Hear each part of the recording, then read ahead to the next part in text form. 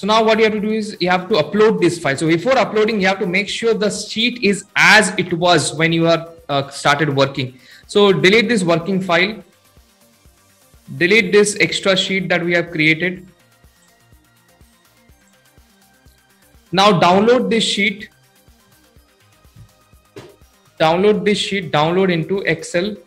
Okay, download into Microsoft Excel.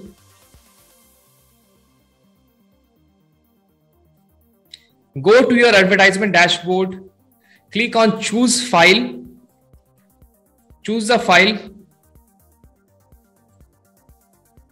then click on upload to process changes. When you click this, it should come here. Okay, now you see I have finished successfully. I have some errors. Now these errors may come. Now these errors mainly comes due to only one reason. Okay, due to the date issues.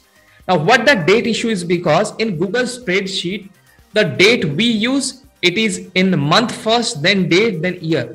But what Amazon takes is first the date, then the month, then the year. So you have to look at that only. There is nothing that should be, there should be no other errors that you will see. So this is how you have to optimize your bids.